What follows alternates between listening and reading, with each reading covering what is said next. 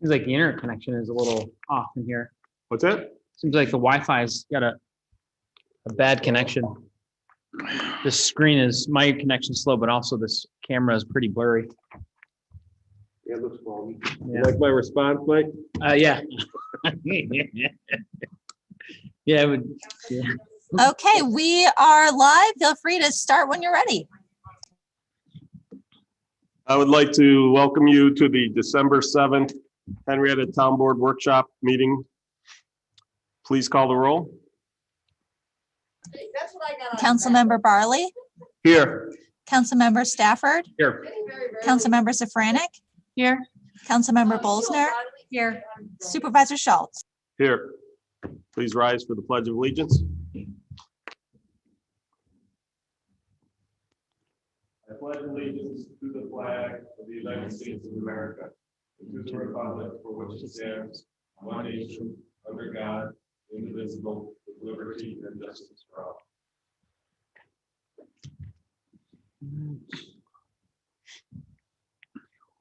So we have the an upcoming special use permit for FSI construction. That's at the former Delphi facility. This is on the open lawn portion. Note that we're going to still hold the hearing, but we will not be making any decisions for a number of reasons. Primarily because as they furthered along in the plans, they discovered they need a 50-foot height, which basically requires an additional special use permit. So we've made it clear to them that they were originally going to cancel this. I said, well, the legal notices have already gone out. Residents are showing up. I believe the historic site committee is showing up. So I said, do an initial presentation, talk about the 50-foot height, get this stuff out there on the table. That'll give them a month to take that feedback and update their plans to mitigate some of the issues that are going to be raised. And there are some issues here, especially because of the historic properties on the corner of basically the West Hamlet. And then we're also going to have Bergman Architects are going to present the Henrietta Town Court. So both to you guys and to the public. So. And there are no public hearings. First up, we have workshop presentation from Passero for a Lehigh mixed-use development. So this is being done under the multi-use employment. I forgot what this Overlay? What's that? Overlay? Yeah, there's something else in between there, but Residential. employment center maybe. I don't know. Wasn't there retail or something in there? No, well, this is the one that it used to be.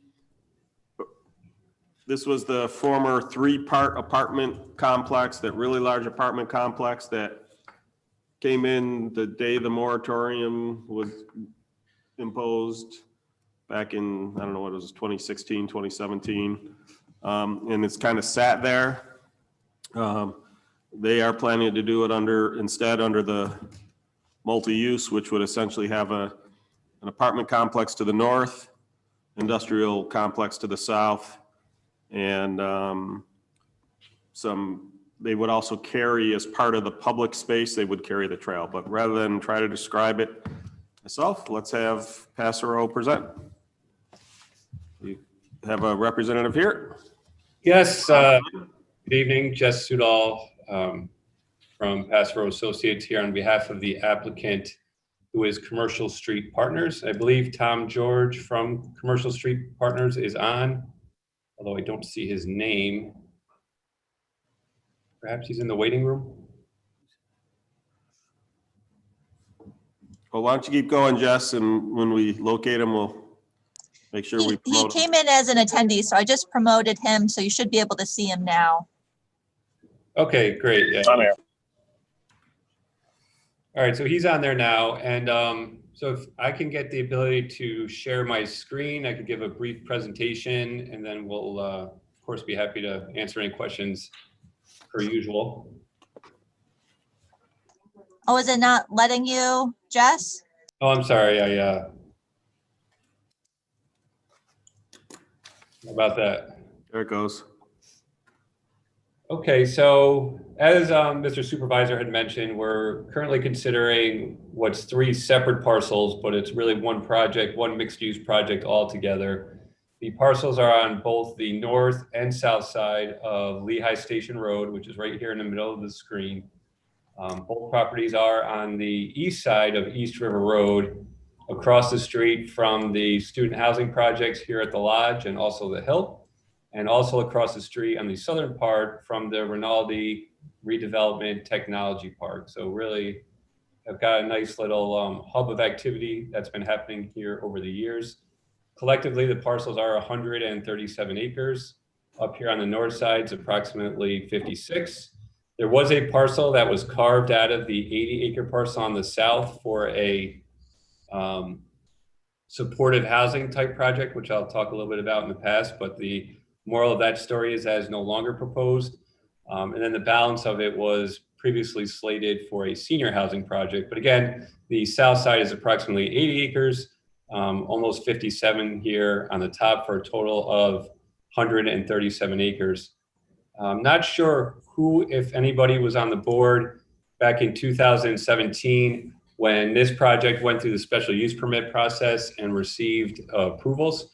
It actually went all the way through site plan review, and they even got to the point where they were talking about mobilizing, and the project stalled and is no longer proposed. But back in 2017, over 3 years ago, this, the exact same acreage, the 137 acres, was to propose to be all residential and multiple phases of residential.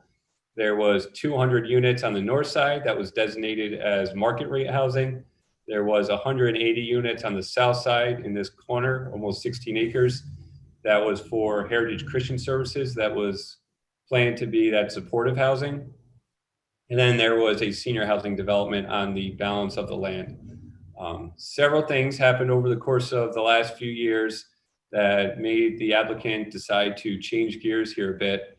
For starters, the supportive housing project more or less fell apart when we were not able to get a public transportation route to come down and service the parcel, which was integral to the financing that was being sought for that project. So that was the first one that slowed right down.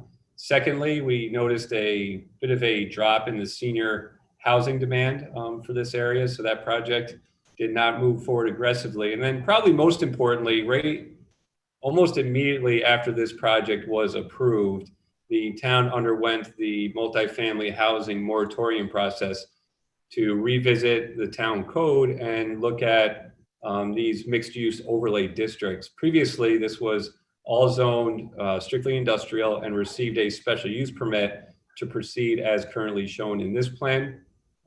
The owners and the applicant kind of sat back to wait the results of the multifamily housing study that was taken on as part of the moratorium before proceeding with any kind of development.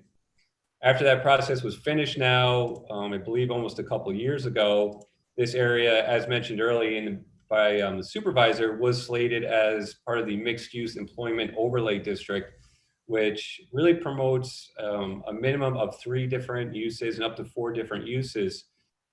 While all this was happening, we started to notice a pretty significant increase in the demand for industrial technology type space. Really what we look at as job creators, not just here in Henrietta, but across all of Western New York. Our company's currently working on 1 million square feet in Chilai and a number of other pretty significant projects in the area. So as a result of that, we did decide to change gears, and we started by really drilling down into the new mixed use code to determine what was permitted and what the new parameters would be, because we more or less decided that we would not be following the original special use permit approval, which again contained all residential and none of the mixed use. So for those of you that are familiar with this portion of the code, they do have, or you do have, very specific requirements when it comes to the mixed use nature of the different uses. And there's essentially ranges, for example, 30% minimum on industrial, 70% maximum, 20% minimum on residential, 50% max, 10% min on civic space, 30% max, et cetera, and then 0 on commercial min and 20% max. So that really began to set the framework that we were going to try and fit into with this project, as we are, very much committed to, really following the essence of this new district, which I think we have started to do a very good job at. So what we have proposed now is, the residential on the northern portion of the project site, the 57 acres there. But we've done it in a manner that doesn't sprawl out as much as the previous approval. And we've accomplished that by including some single larger buildings with some townhomes. So we're getting a mixed use of different residential type uses. That allows us to open up significantly more green space that we're incorporating a pretty substantial trail system into, which will do several things. First of all, it helps us meet the requirement that we have for civic and open space. It certainly will be an amenity to people that not only live in this environment or our project, but also people that work on the southern side of the development area, people that are currently working over at the Rinaldi Technology Complex, and also residents in the area over at the Lodge and the Hill. And you can see that, by putting the residential to the north, that's a little bit more compatible to the residential stuff on the other side of East River Road, whereas the industrial and technology space on the south side is a bit more compatible with the technology stuff, again, that Rinaldi's doing on the west side of East River Road. The trail system, more of the regional trail system, was really, it's got a lot of different things going on. The town has several efforts underway to make trail connections throughout this portion of town. I know Mr. Rinaldi has completed a pretty extensive trail system as part of his project. Similarly, when we did the Lodge back in 2016 and 17, Mr. George and his group, who were leading the efforts at that time, constructed a trail system for those projects that also tied everything together. And this would continue very much in the same way by picking up the town's trail all the way up here on the northwest corner of the site, extending it down through the site, and then back out to cross the street into the Rinaldi property.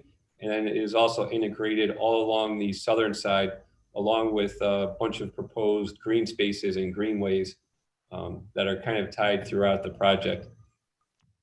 Currently, there is the entire, or not the entire, but a decent portion of the northern site is encumbered by wetlands. We did do wetland delineation, cultural resource investigations, and a number of environmental type studies back in 2017 when we first did this project. So we've got a really good handle on that stuff. So we know that we have to avoid the northern portion of the site and any development in that area. We've designed the trail system to minimize any potential wetland impact into that what's most needed or least amount needed in order to make the connections that we think would service the residents of the community and the town in general to the best possible way. And that's really accomplished in the layout that you see here. When you get down past the Lodge entrance over in this area, there is a bridge where there's a culvert crossing with some very steep embankments and wetlands that are immediately adjacent. So to continue a sidewalk or trail system immediately parallel to East River Road would be pretty invasive to the wetland areas. It would also be pretty difficult to construct because of the steep slopes. So we really saw this as an opportunity to integrate into our site with our trail system and our green spaces, and really kind of bring the entire area into its own little, community where, there's jobs and there's residents living and there's open spaces, which again, I really think is the essence of, the mixed use code and, accomplishes a lot of those goals. To talk about some of the specifics, we have, conceptually about 150 units in each one of these buildings. The northern one is 4 stories. And that northern portion of the site sits about 30 to 40 feet below Lehigh Station Road. So it's really down there in a hole. So it made sense to us that that's where we would reduce the building footprint by going a little bit higher, but certainly not by impacting any of the surrounding properties.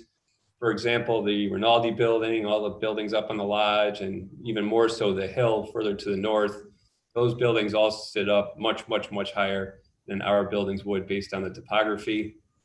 We then have a 3-story building earmarked for the southeast corner with the previously mentioned townhomes incorporated for a total of approximately 350 units on the north side. Moving to the south side, this is, what we would consider a worst case scenario. We do not have any users for these individual buildings yet.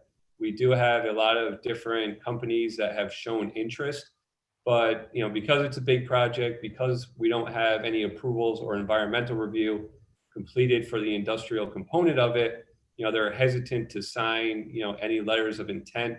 The environment that we're currently operating in when it comes to putting tenants in these types of buildings is very, very fast and aggressive. These tenants, want to be, as everyone's heard the term, shovel ready. And, we're talking about being in buildings and occupying them, less than a year when the conversation starts. That includes all the construction, all the approvals and everything else.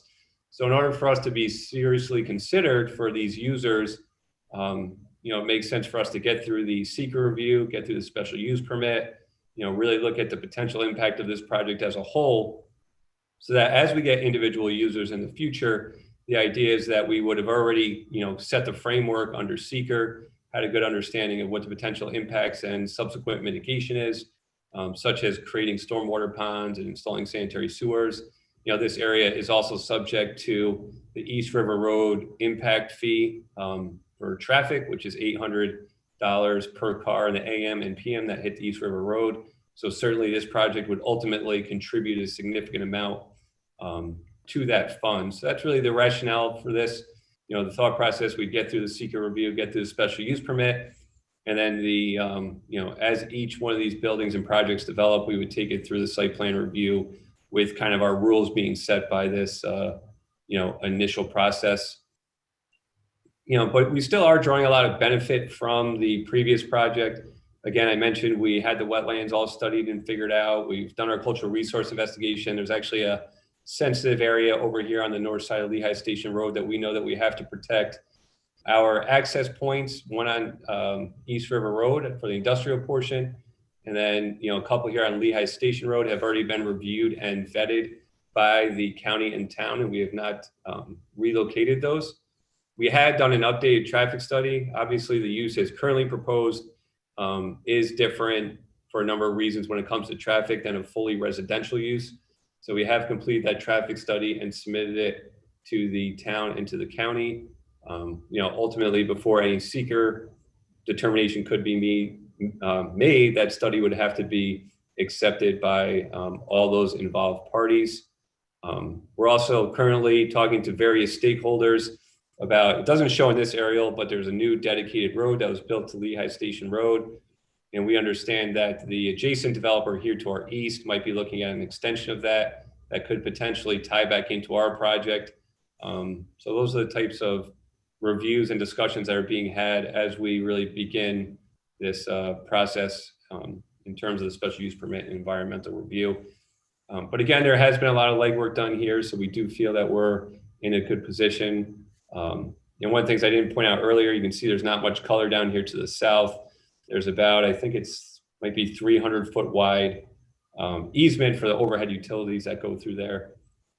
So all in all, it is a big project when you look at it just in terms of, square feet of industrial space and number of units. But again, it is a big parcel. It is 137 acres. There's a substantial amount of green space that's left over. And certainly, the trails that all go along with that, we think work extremely well with, the adjacent uses that have already been established to really make this a very successful and effective mixed use community.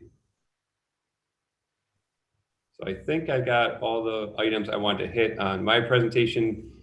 Tom, do you have anything you want to add on behalf of the applicants?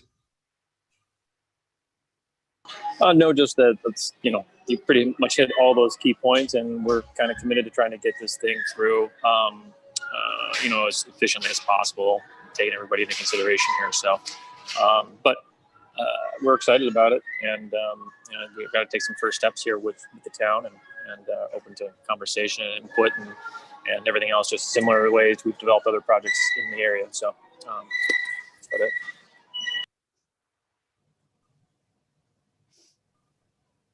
Yeah, and just, I think most of the board knows, but, just to give a little more vote of confidence in the development team, it is the same group that successfully did the lodge, that did do the Hill project, and is currently building the Apex project over on John Street. And I'll just to clarify on the multifamily, we're not building this as student housing.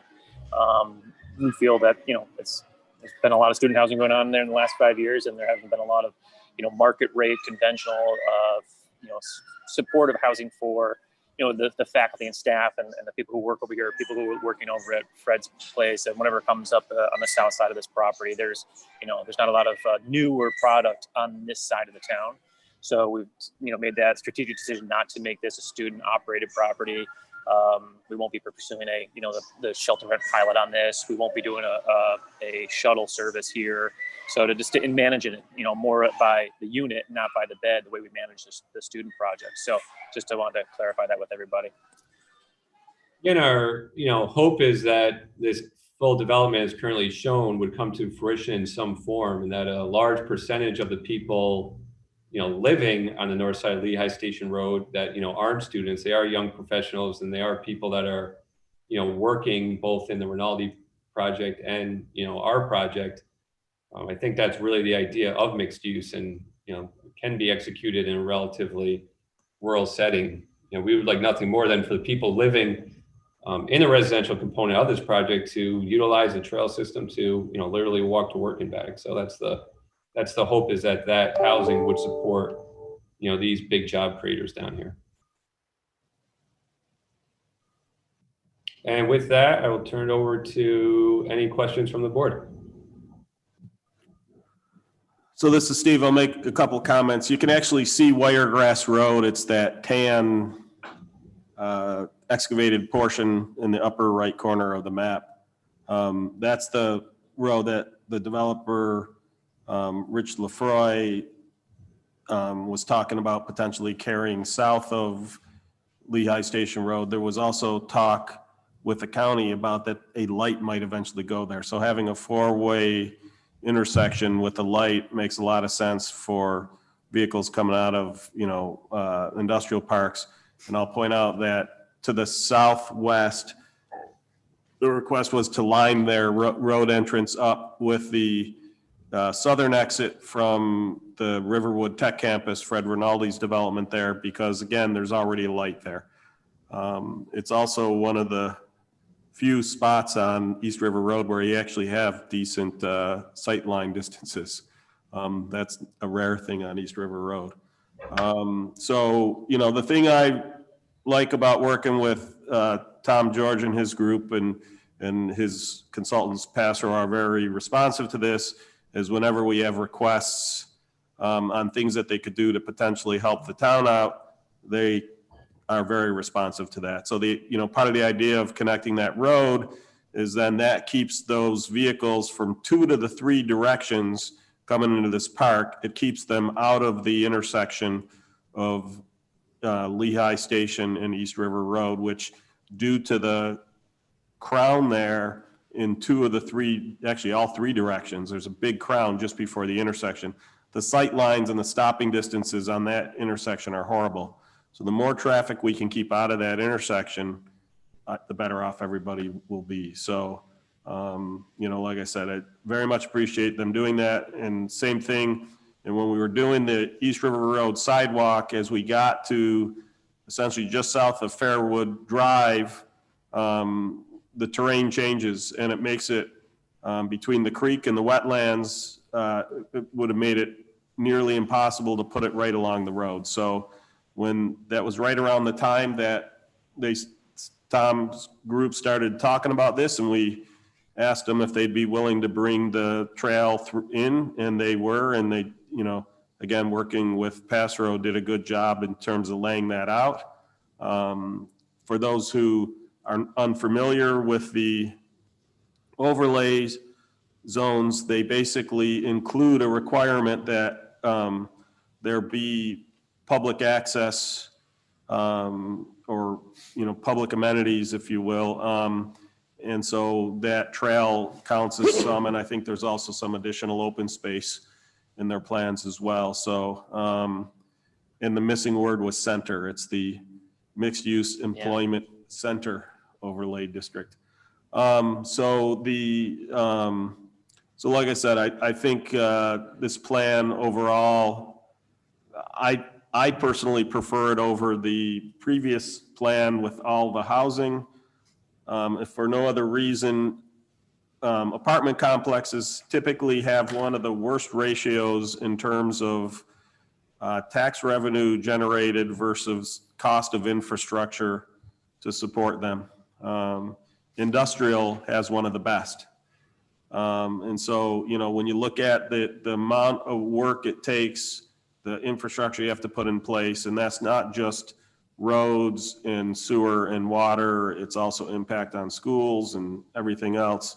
Like I said, apartments tend to be they have a very high infrastructure cost and a much lower tax revenue generation relative to the two.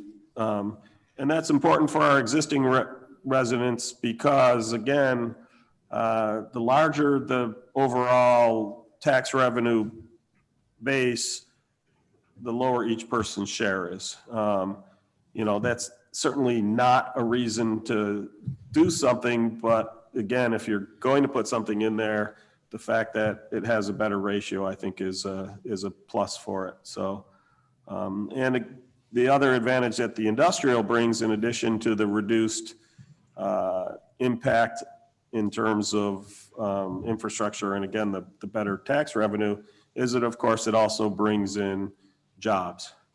And jobs in an area has a lot of auxiliary benefits. When those individuals go out to lunch, they're more likely to hit restaurants in the Henrietta area.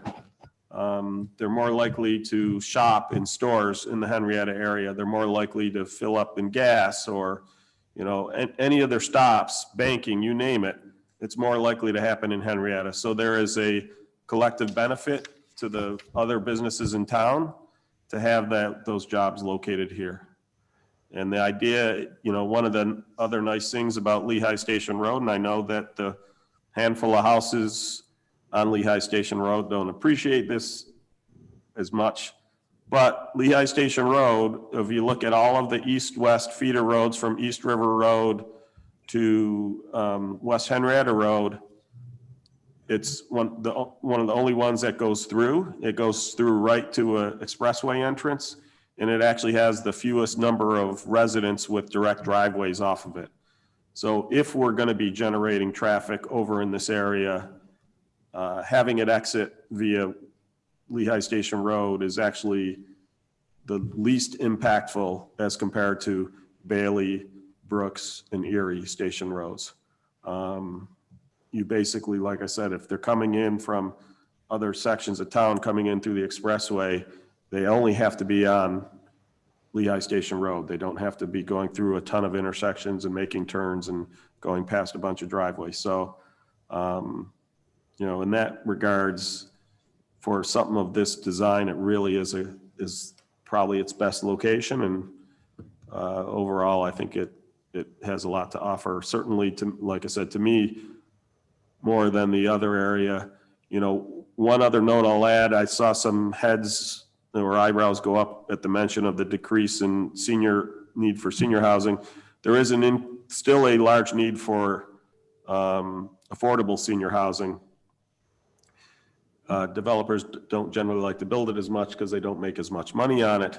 But we are currently in discussions with a group on affordable, well, both affordable and market rate senior housing in another one of our mixed use overlay districts. In this case, it's over by the mall. The added advantage that area has is that by connecting it to the mall, you now have essentially an indoor mall where seniors can walk even in the wintertime. You have additional foot traffic in the mall, which will help keep the mall alive. There'll be the direct connection right there to the new Urmc Osteo Center. So there's a lot of good interplay. Oh, and by the way, it's the central hub for mass transit. So in terms of, that transit requirement is from the state. If they're going to do any of the rent subsidized or other the programs that help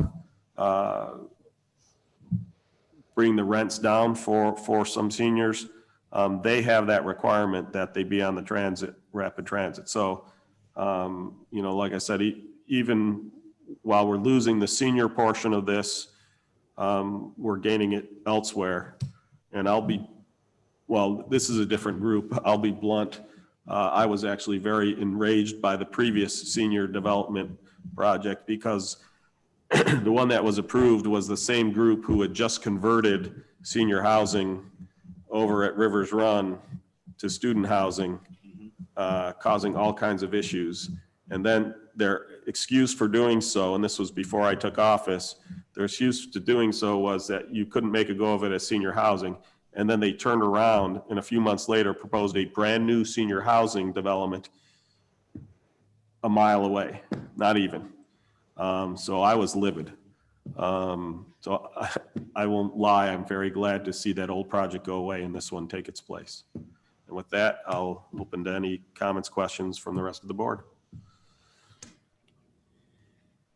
Anyone? Yeah. How many total units did you say on the north side of the parcel, the north parcel? Currently, it's approximately 350. That's the ceiling that we're setting. That's, again, subject to, the final design of all these buildings. So that would be the maximum, 350. 350 units, and how many buildings? That's probably right. Well, 2, what I'll call larger buildings.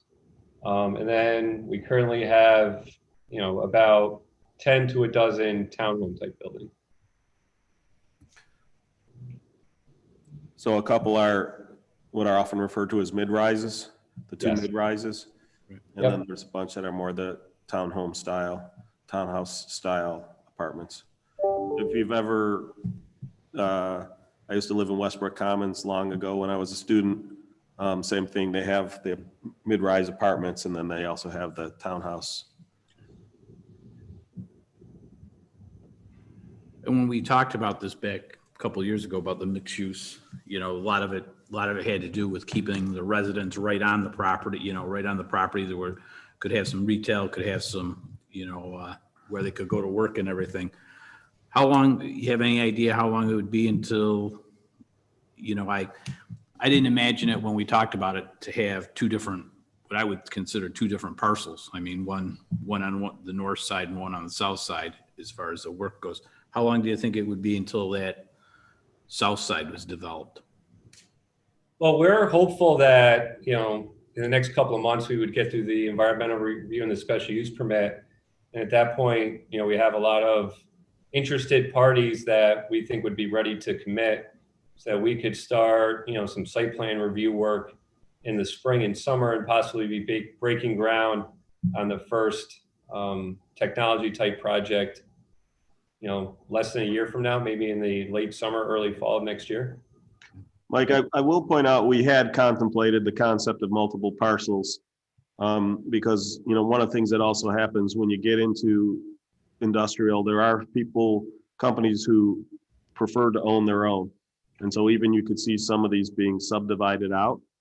And so we absolutely contemplated multiple parcels. One of the things we looked at was this concept of a super parcel. And I don't know if whatever we did as a term, but it was basically the project boundaries could include multiple parcels.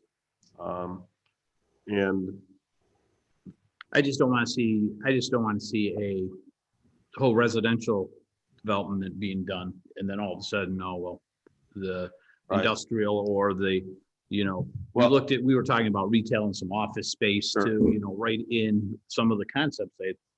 so one of the things I will point out, because we talked about that as well, there was a question of do we put a time limit on the development of the other half, the other portion? And one of the things we decided is we didn't want to do that because what it means is, are we really that object to, it basically means that land can only be developed industrial. And if they don't develop it, it has to sit undeveloped. I guarantee you those two houses right there would prefer the latter, right? Now, the developer's probably gonna want to make some money off of that, but the point is it's not a negative thing for the land to not be developed. If it's under that special use permit for the mixed use, it has to fall within those guidelines. So that is absolutely one of the things we discussed it, because there was a question of, do we put a time limit on it? Now, one of the things we made clear is what they can't do is strip it bare and leave it looking horrible, right? If they regrade it, they immediately have to stabilize it, get it to be green again. You know, if they're not developing it, it has to be stabilized and green. They can't leave it in a muddy state. But there's no time requirement from the town to then subsequently develop it. Another way to look at it, if you say, well, then they could use that to only put in apartment complexes. Sure. However, it means that the apartment complex over 50, in other words, basically only 50% of the land can be used as apartment complex, and the other 50% would have to be empty, which, boy, if all apartments complexes were built that way, we'd have a lot more open space in town. So ultimately, you know, when we put together the mixed use overlay, that was the decision of the committee and the board, was to not put a time limit on that. With that said, knowing how development has been going in that area, I don't expect it to sit empty for a long time. There was a little bit of a downturn, I think largely COVID related, although some of it happened a little bit before then, in the land immediately adjacent. I don't know how much of that was due to there being a downturn as much as it was when Fred finished his redevelopment of the Kodak site, folks swarmed there. So I think between that project and a couple others in town, it absorbed most of the demand. And now we're starting to see stuff go into Wiregrass. So like I said, there's been a pretty steady demand for industrial sites. And when we're saying industrial, it's largely what people think of as office buildings. There's also, you know, there's others, warehouses, stuff like that as well, but, and some manufacturing, but it's certainly not heavy industry. It's only light industry. So for instance, one of the potential folks coming in is somebody who brings in raw stone and makes countertops, or makes the slabs for countertops for somebody else to do the final finish work. So, you know, it's that type of work. Other questions? Well, kind of along the lines of what Mike was saying, I'm glad that you're thinking about the walking trails and everything, but if the residential is on one side and then the area where they're supposed to be able to walk to and go to and all of that sort of thing is on the other side, what sort of thought has been put into pedestrian crossing? Yeah, there'll be pedestrian crossings installed at the intersections, not just on, you know, between our two sites, but also over to the Rinaldi site and over to, you know, the Lodge site in those residential areas there. So there'll absolutely be, you know, high visibility type pedestrian crossings put in. And there are lights at all those intersections that he was just talking about. Yeah, I know about the light at Lehigh and East River. There's other lights. There is a light. So the one up near the Lodge where Jess was just talking about, there's a light there. And then there is a light again at the southern entrance to the Riverwood Tech campus. Okay. And in the future, there's a potential additional light at Wiregrass as well. So the eastern, to be a potentially good location for an eastern crosswalk. There's not a great location for a crosswalk, what I'll refer to as in the center of those two properties, because of the terrain of Lehigh Station Road there. It has horrible sight lines, which is part of the reason why there is interest in potentially connecting through the wiregrass through the adjacent property because again, it has much better sight lines than you will see the driveway at the top of the hill. It's actually not at the top of the hill, it's just past the top of the hill. Like I said, unfortunately, the path where they chose that Lehigh Station Road and East River Road intersection was not a good one. It's essentially on the side of two hills. It has a steep slope from north to south and a steep slope from west to east. And I'll tell you, like when I used to live, or basically live where I live now, but was working elsewhere, I would avoid that intersection. I would in the wintertime because you come over that Lehigh Station Road and if it's at all icy, you're potentially sliding right out into East River Road traffic and people coming flying over that hill are never going to be able to stop in time.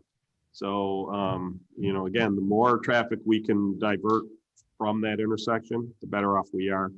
And that includes, you know, if they can work out a deal with Lefroy and James Riverview to put that connector road in so that the intersection for this office park moves further east away from that problem area.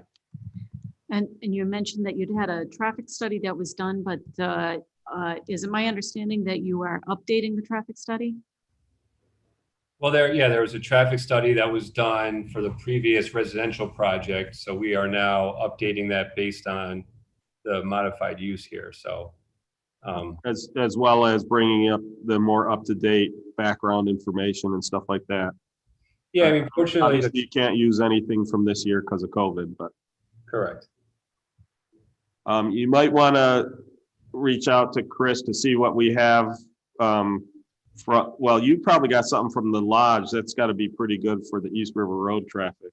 Yeah, we have a lot of information in this area that we can build off of and not rely on current traffic volumes, Right. including some of the stuff that's being done that we've been made aware of further east on Lehigh Station Road down at that intersection.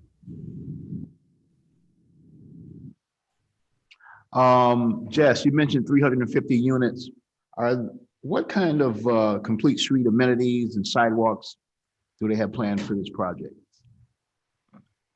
Yeah, well, in addition to the, you know, trail system and open spaces, there'll be, you know, sidewalks throughout, you know, along the main roadway that also ties into the trail systems. You know, there will be, you know, a pool and outdoor active and passive recreation areas. There'll be, you know, the indoor, probably, you know, some type of fitness room, some type of, you know, meeting areas and that kind of thing. You know, obviously we anticipate that even post-COVID, there will be some portion of the population that doesn't go into the office as frequently as pre-COVID. So, you know, we try to design those amenities to take account for, you know, having a complete lifestyle on our site. So those types of things. But definitely complete streets and sidewalks, especially on the main drag that goes into the project.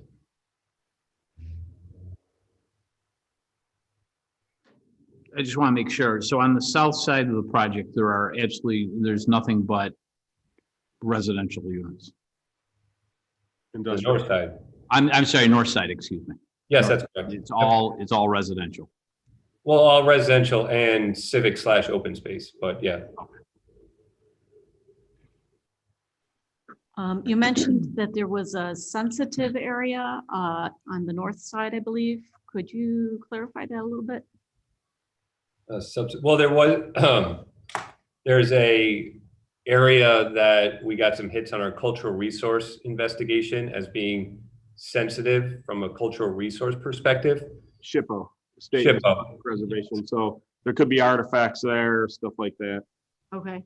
So they're basically keeping that as open space so that it's undisturbed. I see. Correct. Otherwise, they'd have to go through a rather expensive mitigation issue to see if there are any, you know, what's there. And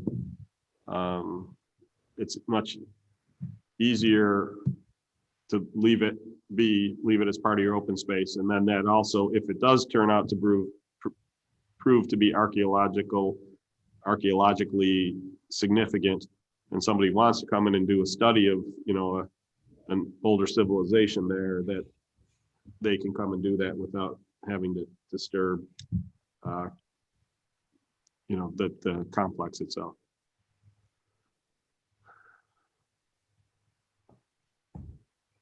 Any other questions? Yeah, I just want to clarify a few things. So there's two parcels. Hi, Jess. Hi, is this, You're hearing Don if you can't This see is him. Don. I figured, but. Yeah. Appreciate So you have the- one parcel to the north and one to the south, right? There's actually currently 2 parcels to the south because we did subdivide out the 16 acres for the supportive housing project before it fell through. So those 2, Okay. that lot would essentially be subdivided to go away. So And there will then be- I'm just looking at the zoning map here. Are they all zoned industrial right now Yes, with the overlay. with the overlay? Yeah, the only exceptions are those 2 single-family lots, one on either side of the road, each zoned R115. So we have to provide a 100-foot buffer from each of those as a transitional buffer. And your plan is to leave those in place? That's the plan right now? Yeah, we don't own them or control them, so. Gotcha. Any idea of the numeric breakdown on those percentages for industrial, commercial, residential, and civic space within those ranges? Not exactly. I think we're at like 11% civic. So then, we've tried to provide the 10% civic on either side of the property. The industrial, I think, is around, 60, and I think the residential is around 30. Okay. But we can provide those exact numbers. Don, when I looked through the initial numbers, I saw that it did look like they were within the range of the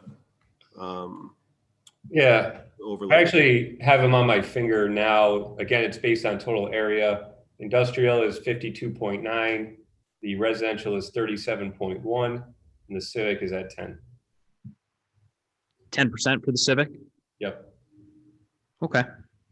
Yeah, I mean, not for nothing, but when you have a 10% minimum and you're dealing with 137 acres, it gets to be a lot of civic public space, which is a good thing. It's just we had to really make an effort to get almost 15 acres of public space. Right.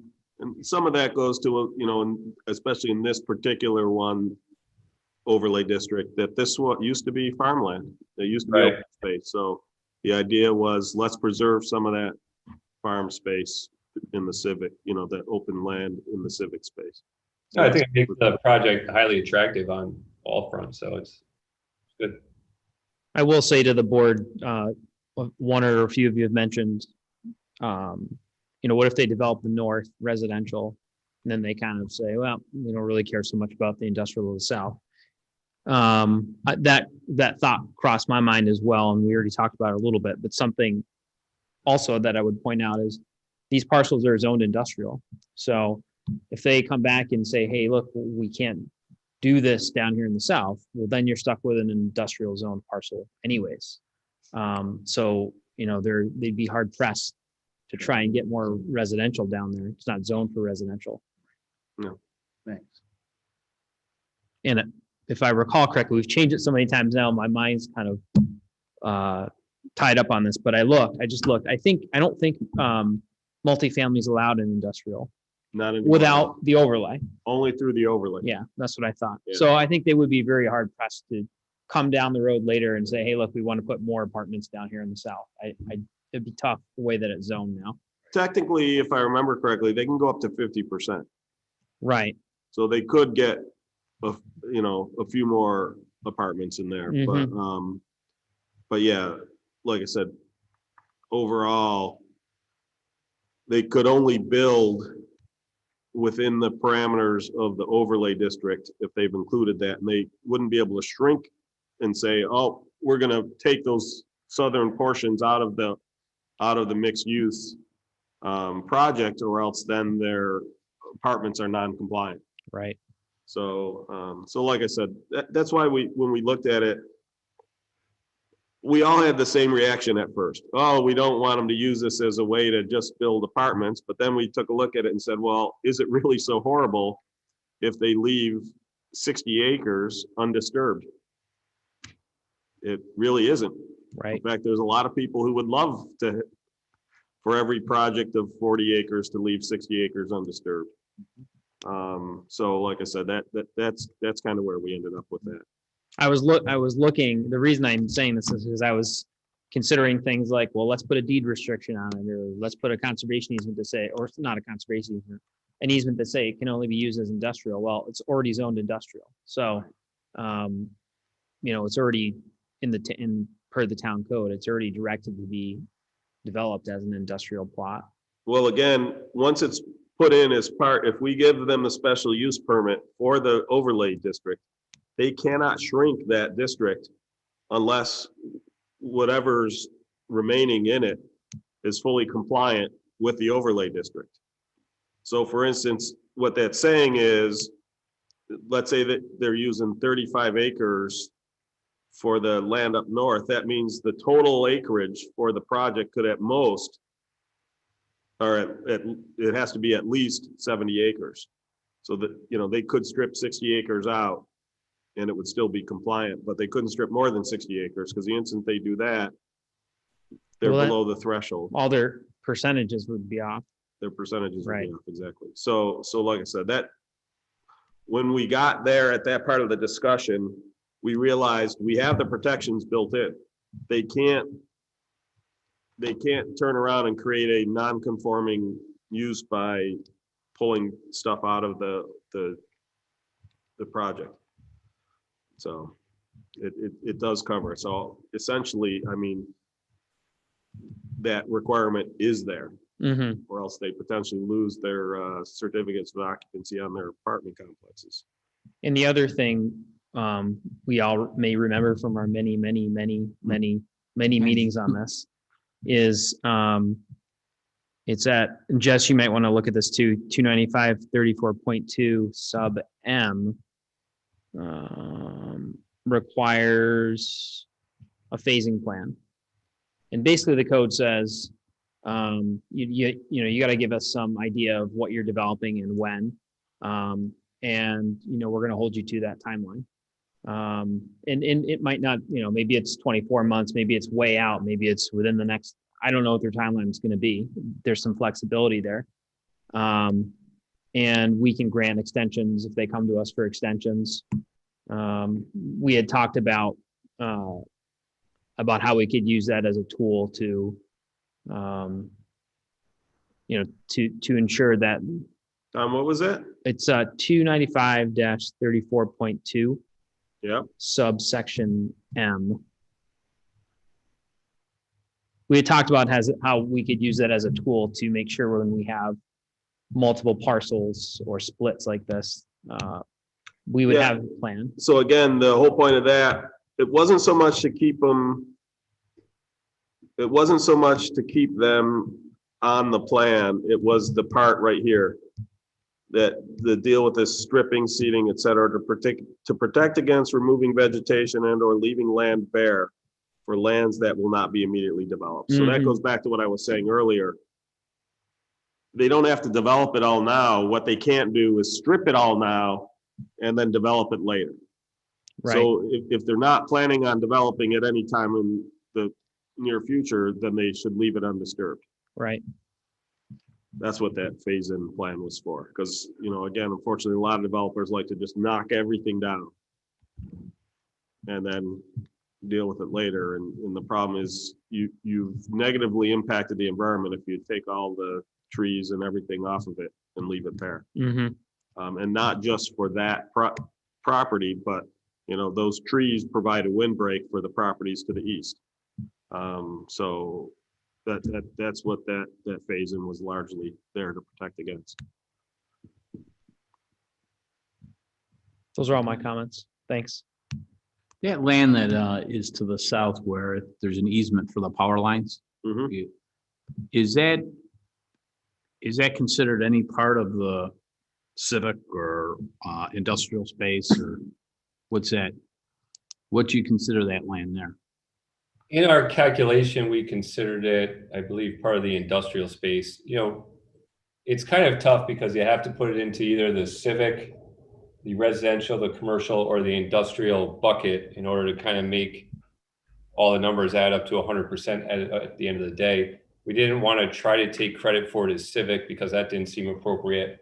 It's certainly not residential or commercial, so that's how we just included it with the industrial space. So I would, if it's non-developable land, that's the other thing, you could treat it like wetlands where you've essentially pull it out, right? It's non-developable land. If you can't put something there, Jess, like you can't put a parking lot or through, you know, I don't have an issue with you pulling it out of the denominator. Okay. Yeah, we can rerun the numbers that way. Because I'm pretty sure, especially with the voltage that runs through those lines, you can't put anything near it. No, we don't want to do that.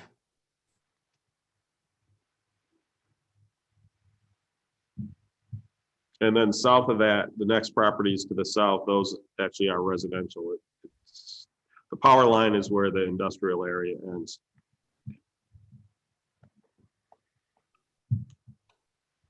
As well as the overlay district, I should add. Any other questions? All right, well, thank you very much, Jess. And again, thank you, Tom, and thank you for everybody involved in being responsive to whenever we've had, you know, requests for how this project can be better for the town. Yep, we're happy to. Everybody have a good night. Thanks, guys. And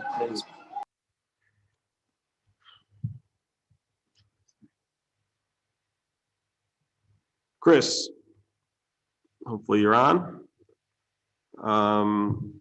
The architectural and structural design services for the sewer and drainage garage. Right. So with this project, let me put my face up here. There. For this project, we went out to bid with 3 different consultants, and we divided it up. So the first one that you see is professional architectural and structural engineering services, and this is for a garage facility, the house, the equipment, and the trucks for our drainage and sewer department. So and we have the funds to do this in the drainage and sewer budget. So the first one was between structural and the architectural. We had a quote from Mahar Engineering, RKW, which is local, and Bergman Associates. And of the 3 of them, Mahar Engineering was the low quote at $39,850. So that would be for that one. For the next resolution, we did a separate one for mechanical, electrical, and plumbing. And for this one, we also had 3 quotes. The first quote was from EC4B. The next one was from Turner Construction. And the third one was from Bergman.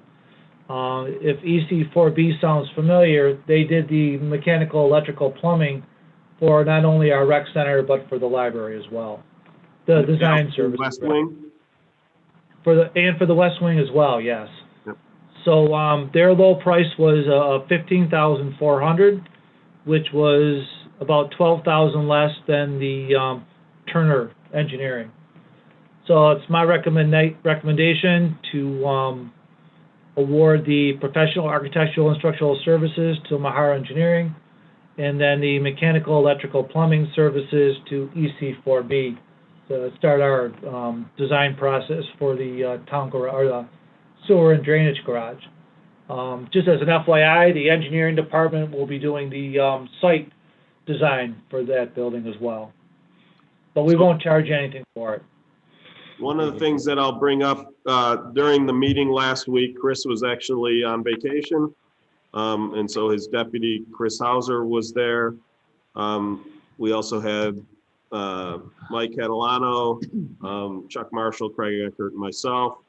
And basically, as we looked at the impact of the garage in the original proposed location, which was essentially in the middle of that berm, it had a significant impact on the yard for the DPW.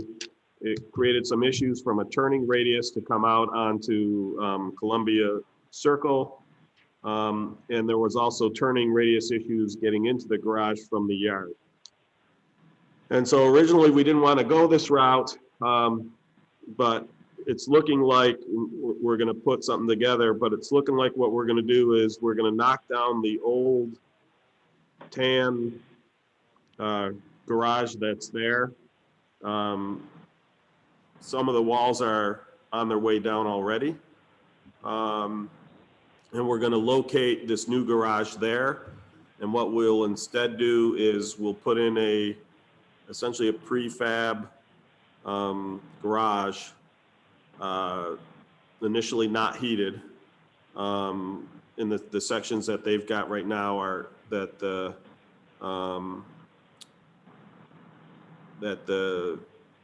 parks and facilities, I'm not using their new names, but that they're using right now, we would create a couple bays for them. We would set it up in such a way that we could then extend it. But the difference is that garage is much shallower.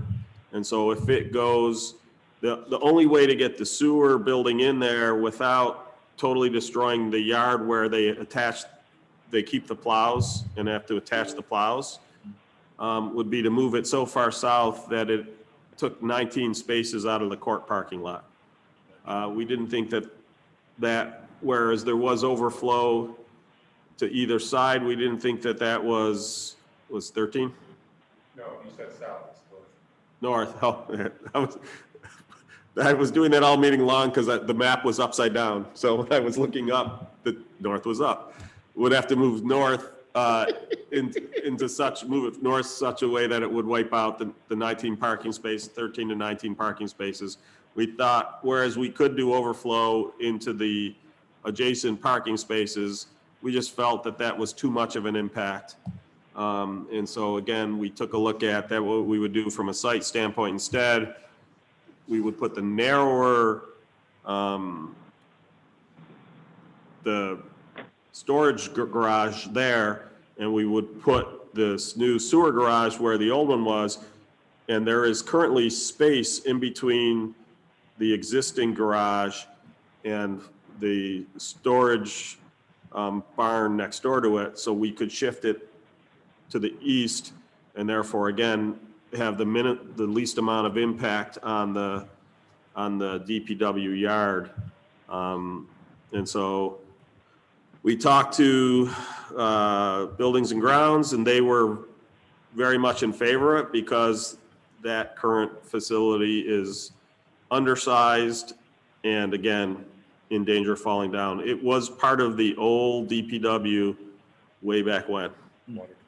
And it's one of the last surviving parts, and it's on its last legs. Craig, go ahead. Rebecca, I sent you an email with an updated PDF. We have something we can share if you like.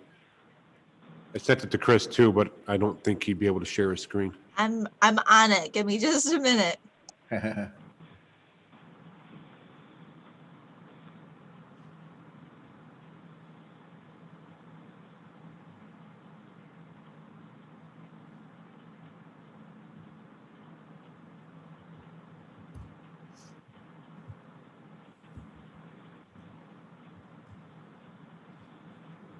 So a couple of things we did when we were laying this out, it's got the new the new court on there in place of the old library.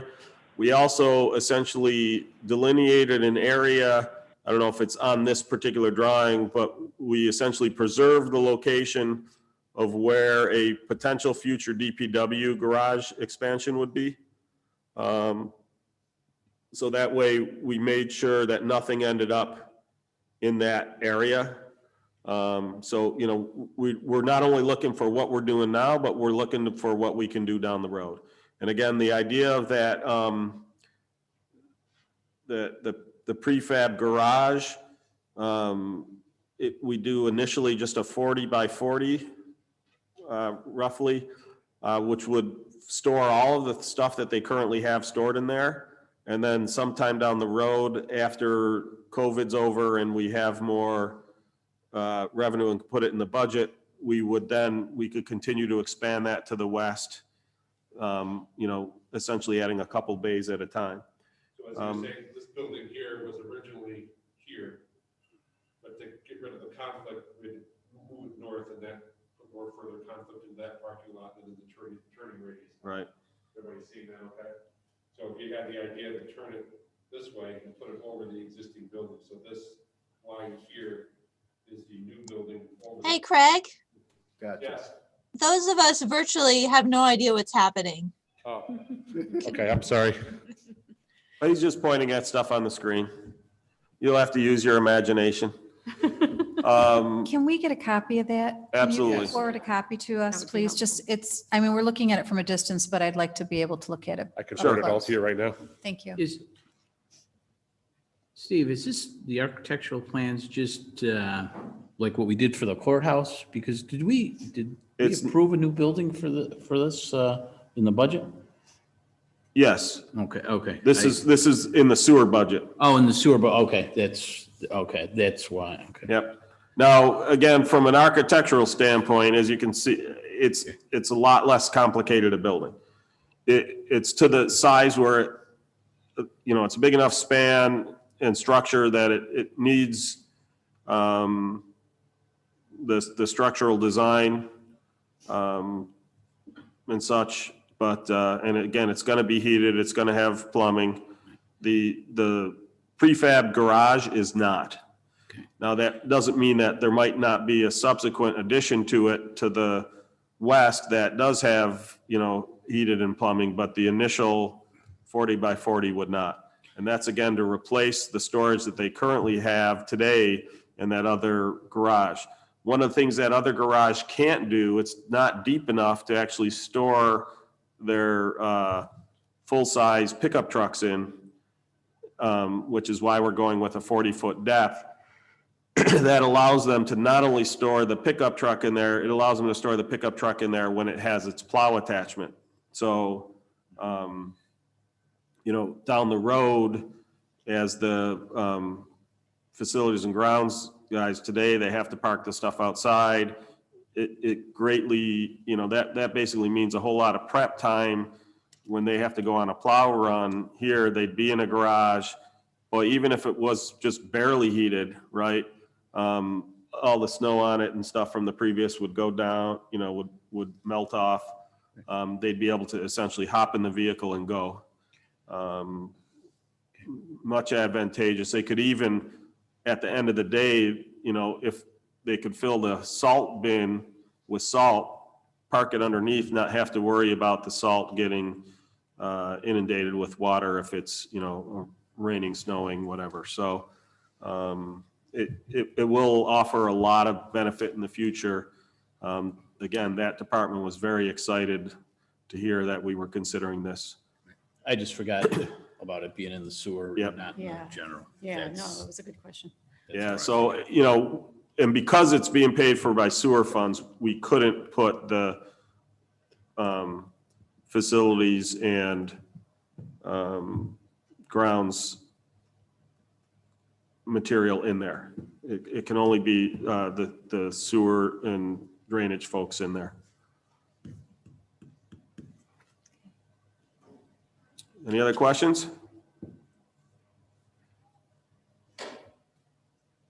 Okay. Thank you, Chris. Kevin, the URMC building permit request. Yep, they're just looking to get the duration for their permit for your RMC project to be 36 months right off the get-go. They believe that that'll be plenty of time for the entire project. So again, this was the impetus behind the change in the law because we knew that this was a big project coming up and there's no way they'd be able to do it in the time. So any questions, comments? The idea is just like we used to do in the past, we would just vote right here at this hearing to approve, deny. I make a motion to approve the 36-month building permit for UMC. I second it. You want more? Is that what you want? That's what I want. Okay. Perfect. Any further discussion? I was gonna see if there was discussion Oh, first, but sorry. I don't know that there was. Well, again, arguably, we already discussed this a month or two ago. Is there anybody in the audience? Anybody on? I don't think It's a workshop, so it's not open for public not comment. open unless, now, if the developer was here and we had questions for him, essentially it's, you only speak when spoken to, so to speak. But any other questions? Hearing none, please call the roll. Councilmember Barley, Aye. Councilmember Stafford, Aye.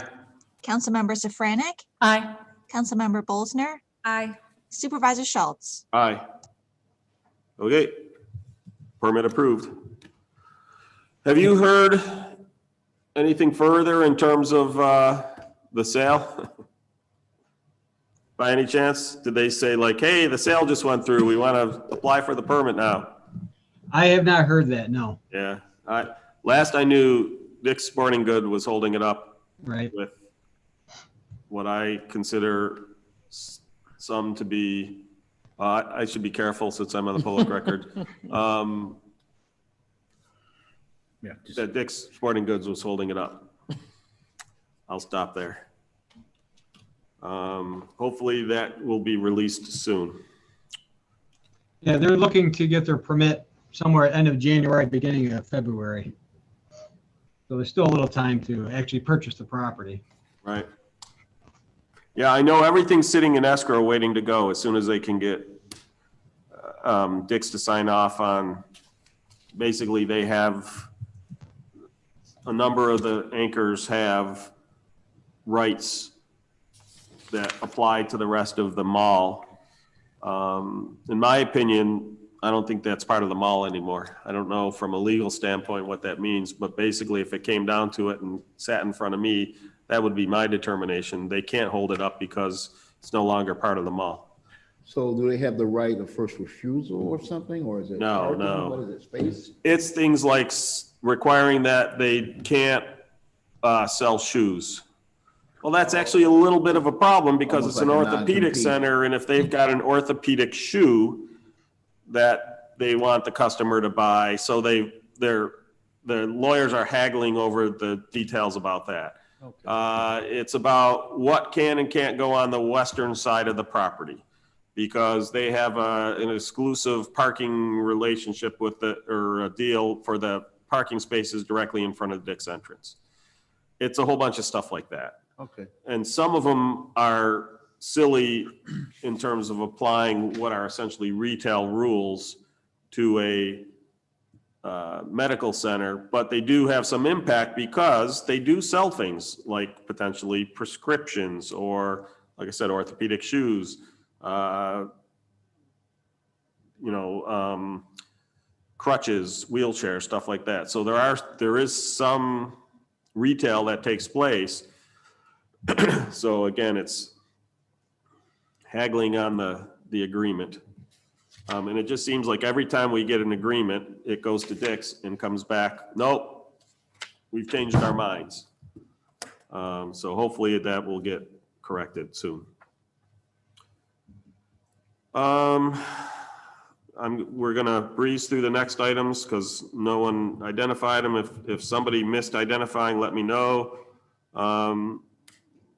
We updated the CHS mobile agreement to reflect the new numbers. If you remember, we reduced the amount collected. It used to be a flat rate. Well, with the large increase in property values, that was going to be too burdensome.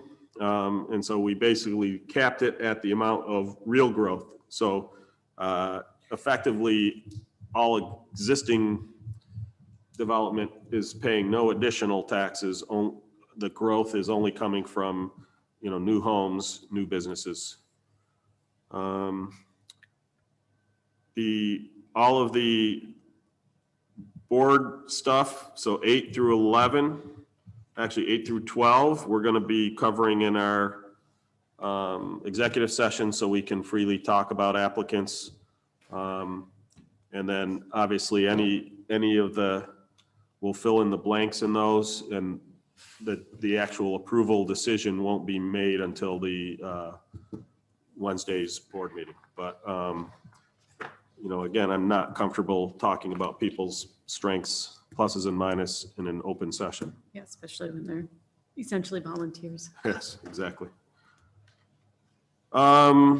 In terms of 13, the holiday schedule, the union decided to keep the holiday schedule as is. They did not wish to swap one of the existing holidays out for Juneteenth, so we will not be recognizing Juneteenth. In terms of the board schedules, we've followed essentially the pattern or rule or whatever you want to call it, the methodology by selecting those dates that we've been following.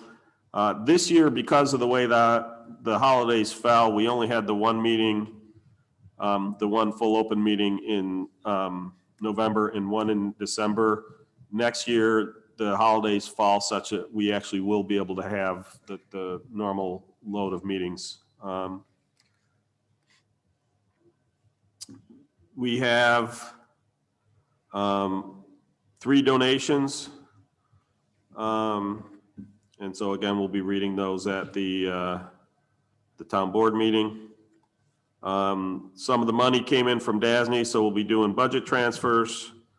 Lawrence Neal essentially is retiring from the planning board. He decided not to seek reappointment.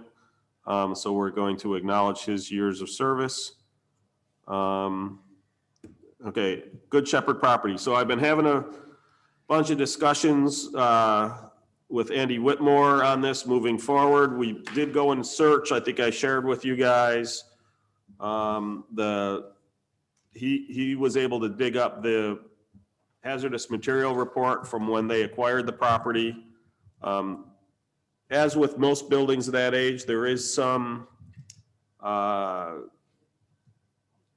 asbestos contained. Most of it's non-friable, which basically means it's not going to disintegrate and get into the air.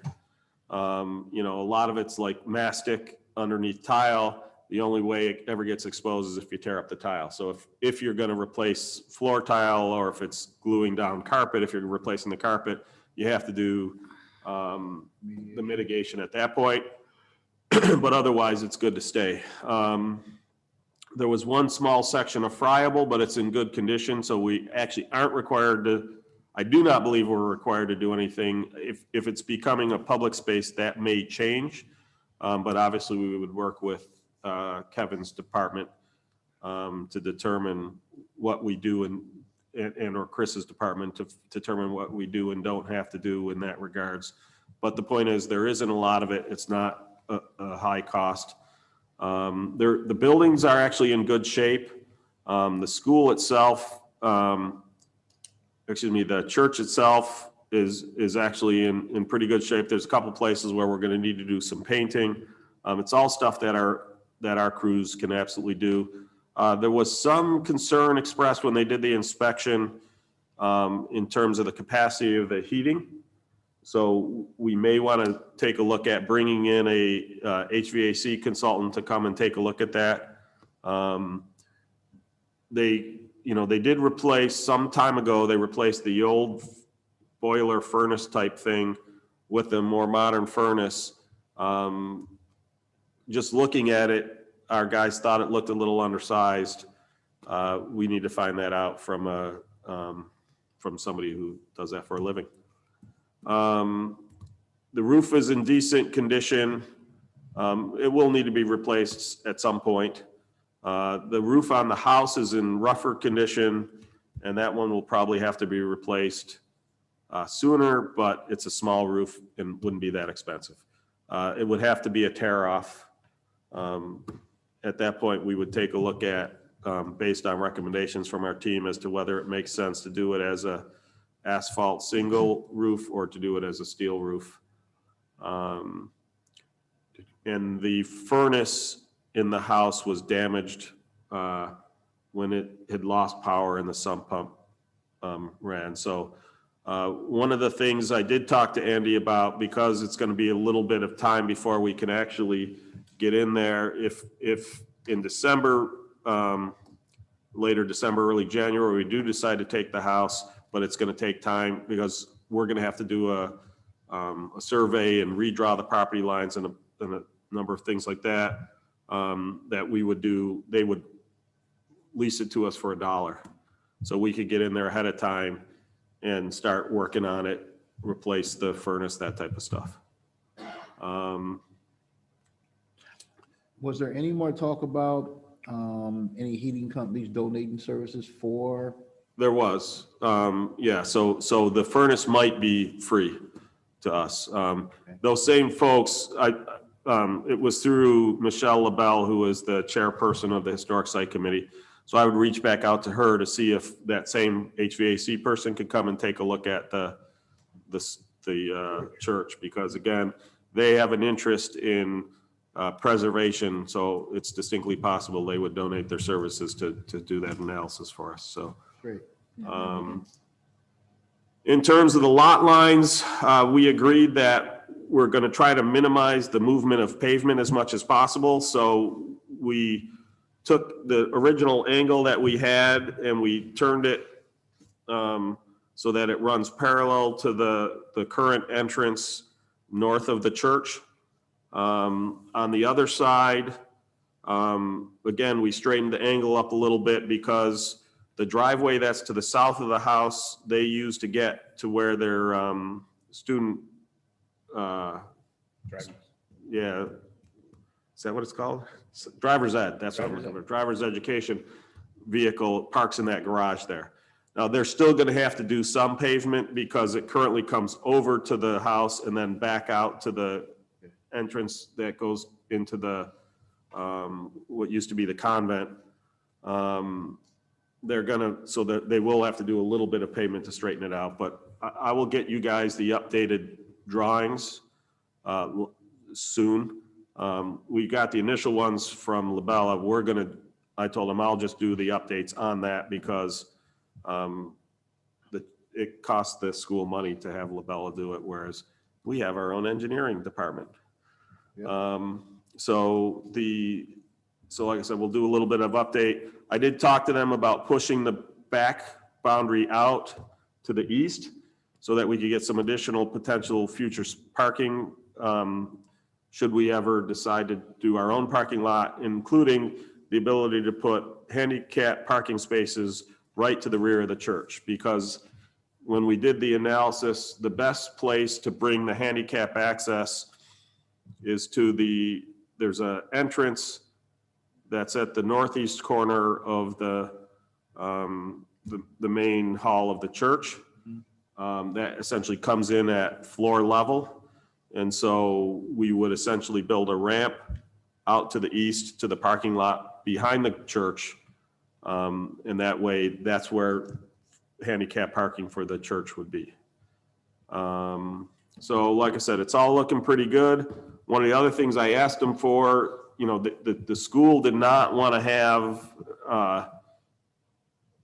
legal encumbrances on the property, but I did ask them for a non-legally binding statement that basically says the intent is for the school district to allow us to use their parking lots for parking, you know, while that event is going on. Now, obviously, if the school has an event that's using all the parking, that's not going to be an option. Right. But like I said, they are going to write something up and provide that for us. So Good idea.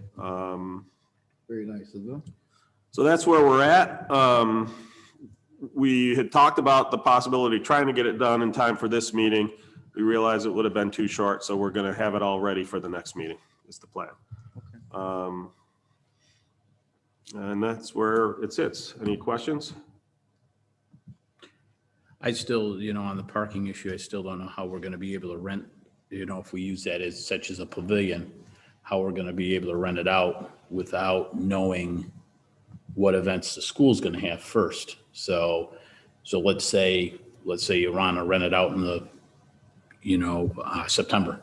You know, we don't know if the school is going to be using the parking lot for a football game. So that's one of the issues that I would, you know, I just worry about. So, I mean, our option is sooner than later, build that parking space, although I think most people would rather see the green stay and only do Yes. that if it becomes an issue. Right. And that's going to be a challenge that Pam and her team will have to deal with. I have full confidence in their ability to do so. You know, as far as like the football game goes, now again, stuff happens, things get rescheduled, but for the most part, a lot of those are scheduled well out in advance. A lot of that calendar is fairly well known. You know, it just might be how far in advance can we book things? Right. Or there would be a clause that says, you know, if they, let's say we allow them to book a year in advance and the school does their calendar 6 months, we would tell them we will review in 6 months. If there is a potential conflict, you may need to reschedule. You know, we can work that in. But you know, they bought that property in order to add the Good Shepherd School facility and that parking area. They can't give a bunch of it up. It just won't work for them. So, Steve, do you think they might be willing to give us some sort of parking easement with their right of first refusal on? no. Not at all, nothing. They did not want to legally encumber the property. Okay. So again, they'll give it to us, for lack of a better way to put it, as a handshake agreement. It will be the handshake. I want it immortalized in writing so we can, you know, if the administration changes, the board changes, and they said, well, we didn't agree to that. We'll say, yeah, you did. Now it's not legally binding. They could say, well, we're going to dissolve it. But the point is, I don't want there to be any confusion as to what the original intention was. You know, again, previously we were looking at about 18 spaces. We would be at, from my rough estimate, we'd be at about 26 spaces. Without any using of theirs. Without any of theirs. And that's also assuming we don't put anything in the front of the buildings. This is assuming all parking is behind the buildings. Okay. So, you know, that's, if you assume 2 people per car, on average, you're looking at 52 people. That could end up being the maximum capacity, or we make it very clear if you know, that parking is limited, carpool, right? And they could even, you know, park at some of our other facilities and shuttle people over, or, you know, there's other ways to get around it if necessary. Good way of doing it. Right, so we can get around it. It's not the most convenient, but you know, like I said, hopefully most of the uses of the school parking lots will be done by the time we get there. Again, the exception is, you know, like a Friday night football game, you know, basically some of the weekend sporting Night events. games, What's that? no night games for football. We don't have lights. Oh, they don't have lights? There you go. Just, you know, Saturday. Friday afternoon, night, you no know, lights? Saturday or Sunday I could have a afternoon football game there, games. or a track Right. game there. I think that they do stuff there on Sunday, do they? Saturday afternoon, right? Saturday mostly. Right, That's where there'd be an issue. right. If, So again, we would just have to schedule around that. We would essentially put a blockout period in the calendar for any time that the school's using all the available parking. but They won't use our parking, will they? If we build our own parking, they would not use ours, no. That was the 20 some spots you were talking about, right? Right, 20 to 30 spaces, yeah. Yeah. But again, I don't plan to build those unless we need them. Both from a cost standpoint and from a green standpoint. I'd rather have the green space there. So if you don't build any, Right. where would you park? Again, I won't say we won't build any. We wouldn't build any. There are some that are, there's a small handful that are dedicated to the house. And then there is a portion of the parking lot that is directly behind, the church, which is where our folks would park today. You know, again, if there's a big event going on there, it'd be all used up. And let's be honest, if we had our parking there and there was a football game that started prior to our event and it was a big football game, I can guarantee you that people will People are park in gonna our just park parking lot there anyway. anyways. Yeah. So whereas the intent wasn't, to share that parking, it effectively will be shared. But it probably goes the other way too. Correct. Yeah. So there's no question parking's going to be an issue there in terms of because you're sharing the parking. We had looked at the possibility of using the parking for the church across the street. They have a smaller parking lot than we would. I was shocked at how small that parking lot Went is. over there and I wasn't sure if that was the one you were referring to because I noticed. I just saw the two driveways going off the back and assumed, like most churches, it was a sizable parking lot. I don't know if they use, what's that? Run like a chain across the front of it when it's not going on. They've got some kind of a thing that gates off those two driveways. Oh, probably. My point is one of the questions came up was, were there other properties we could potentially set up a parking arrangement with? And I thought that was one of them. They probably use Good Shepherd. Yeah, they probably use Good Shepherd too. There just really isn't much parking behind their facility. So that's going to be the biggest issue with the property. And again, we'll just have to handle it, let people know. And, we'll go from there.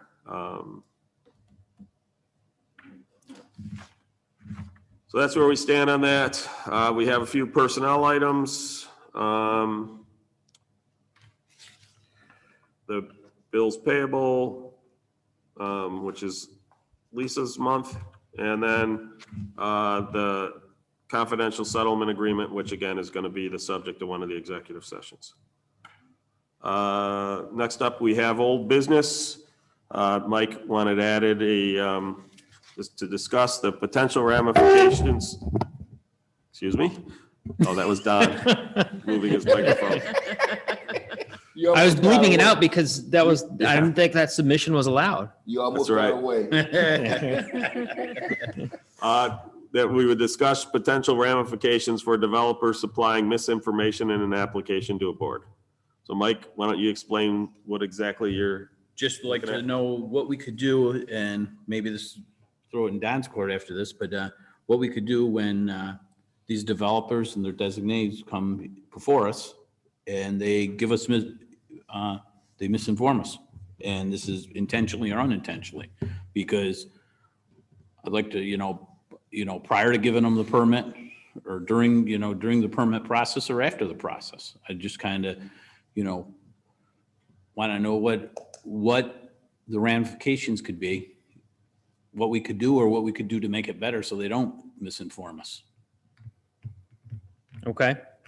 So just going back to one thing, I just want to mention this on the church across the street, and then I'll get to that. Their parking lot's probably not being used very much outside of Sundays. For many churches, that's how it is. So it still might be worth talking to them about, hey, Monday, Friday, 8 to 5. Yeah, well, although again, our stuff tends to get rented on the weekends. Oh, okay. But still Saturdays. I would even. have that discussion if Yeah. the other parking becomes a problem. Okay. My concern with that is you're crossing East Henrietta Yeah. Road. That I agree. That's true. I mean, if you've got children, people, and we're saying, okay, park here, and someone crosses East Henrietta Road and gets hit, is it going to be a liability on the town? Yeah. Yeah, I agree. Like I said, I see that as a method of last resort, so to speak. Okay. To Mike's question. So we've talked about this a few times over the past as different projects have come before us, and first of all, it depends on the project. It depends on the facts. It depends on the misinformation. Are we talking about something that's relevant to the application or not? So let's start with the first case where it is a intentional misinformation of a significant potential impact. Yeah, so if there's essentially a fraud committed against the town, we have the right to rescind the approval. Correct. Under case law, Correct. under common law. Okay. Yeah. Now, We got to prove that We have it's, the burden of proof is on us for fraud, correct? yeah, the way it would probably look is we would say, it's hard to imagine I'm not sure exactly a hypothetical. I'm going to make a All right, hypothetical. let's hear it. Right? That there is a storage tank, gas storage tank under the ground, and they lie to us and said, it's been removed and fully cleaned up, yet it's still there. Okay, so, in that case, one obvious solution is to have them remove it and clean it up, right? This is why I say it's hard to answer this generally Right. because, What Mike's point is, if they properly told us, they'd have to do that anyway. And so they clearly lied to us right, in the event to try to save money with the thought that, well, if I get caught, I'm just going to have to clean it up anyways. I think Yeah. Mike's question is, if they do lie to us, is there something, can we essentially hit them for damages or other costs so that it discourages them lying from us? Because if the only ramification is that they would have to do what they otherwise had to do, telling the truth, then there may be some individuals who decide, well, why bother to tell the truth? yeah, I mean, if we approve something, let's take your hypothetical, and let's say, obviously one solution is, however we find out and we tell them, okay, you got to remove it. And in a sense, the problem's solved. They still lied to us though, and that doesn't feel very nice. But the issue of the tank will have been resolved if we find out about it and have them remove it. The question is, because they lied to us, are we able to go after some kind of punitive charges? That's the question. Is that what you're asking? Not even punitive. I mean, Well, it is you know, punitive. well, I don't know, do you read it shut 'em down. correct? Yeah, shut them down. Well, that's Right, punitive. right, yes, punitive. Right. I thought you were referring. No, to the point is, financial. to Don's point is, there's two things you can go after, right? One is to remedy the situation, so they would have to bear all cost to remedy the situation. There's no They'd have to question do in that that. anyways. They'd have to do that anyways. Right. Punitive basically says, in other words, if they hadn't lied to us, this is additional costs because of the fact they lied to us. So if the thing is, can we revoke their C of O and therefore they can't operate their businesses? That's a punitive measure, Yeah. because if they had fixed it and remedied it, they'd get their C of O. So if the only reason they're not getting their C of O is because they lied to us, essentially it's punitive. You're punishing them for lying to us. So are we able to recover punitive damages from someone lying to us? I've never heard of that. I mean, in terms of collecting a cash sum because of that, but I have seen cases where permits and approvals have been revoked and they would have to come back and basically go do a redo. Right, but the point is then. And that costs them money. That costs them That's real true. money. It does cost additional money. Right, we recently had somebody say something wasn't on their property, misinformed us, and unless we went over and checked it out, we wouldn't have known the difference.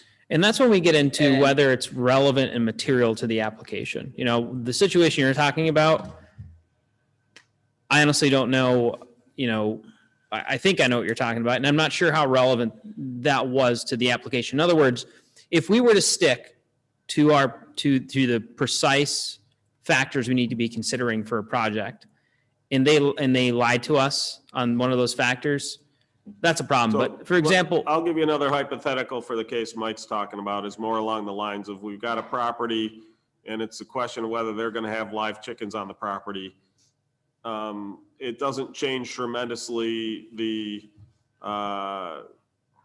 situation because they're going to have live chickens anyways, but are they going to allow them to roam free in the yard? That has potential impact on the neighbors. They lied to us, said they're not going to roam free. We find that they're constantly roaming free.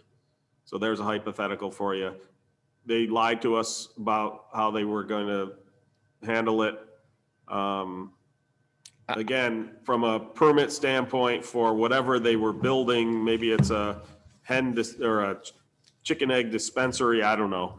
But my point is, it doesn't dramatically change the special use permit, but it does create an impact to the surrounding properties that we were trying to avoid in the first place, which is why we said you can't have those chickens roam free. So it's a loose analogy, but it's similar. Very loose. I think Watch your chickens, Millie. I was thinking about the day I had to chase them because they were running down the That's street. right. Yeah. I think I would It go was back not to, intentional. I think I would go back to my original answer, which is it needs to be relevant to the application and what we're considering. If we sort of, for lack of a better way of putting it, go off the rails a little bit and start asking questions that aren't necessarily relevant to the application at hand, and they tell us something that doesn't align with what ends up happening, I don't know that would be something we can do something about. Like tonight, I asked Jess about the breakdowns on the percentages, right? And he said, well, I think it's this or that, somewhere around here. Well, he gave me one set of numbers, and then 10 minutes later, he gave me another set of numbers, right? And then maybe he'll come back around next week and give me another set of numbers. And maybe he said it's 52.9 and it's really 52.7, right? We have to be reasonable about the way we're dealing with this stuff. Are they trying to commit a fraud against us and trick us into approving their application? We'll ask, are you to applicants, what are you planning on serving at your restaurant? I'm on Thai food and, a mix of Thai food and I don't know, something else, and they end up serving Coca-Cola, right? Is that a lie? There's a certain level that we need to we need to ask whether the issue is a material and relevant issue to the application at hand. If it is, and if we rely on certain information in approving the project, then I do think we should consider taking some sort of action. Another way we can deal with this is particularly relevant things and information. We should be, if we think something is so relevant and important, we should be conditioning our approvals on those things, and if it's explicitly conditioned in a certain way and they violate that condition, then we can yank it, we can shut it down. Okay. Another thing we can do is, again, for things that are material, if we don't list it as a condition, make sure whatever plan they have before us, there's, the driveway is going to be here and the lights are going to be over here and there's going to be a sidewalk over here. If it's all on the plan, then it needs to be constructed according to the plan. There's no way, I don't see how you would get around that. Or, it can't be used for this, put an easement on it. There's lots of things we can do through conditions and planning and other things like that where we can clearly bind them. But when they make some comment about something that maybe it's kind of material, maybe it's not, those kinds of things get difficult, I think, to remedy, because sometimes they're not particularly relevant to the application. I read a case today after you sent your email about an owner who came before a board and they said they own the property and they put it in the application, but they didn't own the property. The board revoked the issuance of the permit. They revoked their approval. They were an agent. They were a contract vendee, meaning they had a contract to purchase the property, but hadn't closed on it yet because they wanted to get through the approval process first. Then they would purchase the property if they got the approval they wanted. Well, that's not what they told the board. The board found out after the fact and they revoked the approval and the court upheld it. Is that a relevant fact? That court thought it was. For me as a land use lawyer, I think, I don't know why it really matters who owns it, but the court found that they were defrauded. Maybe that was because it was something in writing. It was on an application form. It was the applicant itself. Maybe they didn't have the authority to move forward. For whatever reason, the legal authority to act as an agent, the court said, nope, we'll allow you to yank it. I've seen in building permits, I don't know if this is in ours, but it could be, and application forms actually, where you put right in there that, we're relying on the information you put into this application form. And if it's false, we have the right to revoke any approval. So if someone puts into their building permit, I'm the owner, or these are the plans, and they're not according to it, technically under that permit, you would have the right to revoke and pull the permit if there's something wrong or false about it. I was going to ask about that. Yeah. Okay. So those are just some ideas. It really is a case by case scenario. What's the issue? What was the misinformation, and was it relevant? How relevant was it? What do we want to do about it? And you mentioned about restaurants, about what you serve, but we obviously know that, we may approve one fast food restaurant in a location that we wouldn't approve another fast food restaurant. Right, but only because they have materially different traffic patterns, right? Right. So the point is, for instance, if a person has a store and they've got a deal potentially pending with Burger King, and they come in and get a special permit to approve a Burger King there, and whether it falls through or Wendy's comes in and gives them a better offer and they want to switch it at the last minute, materially, it really has no impact, whether it's Burger King or Wendy's.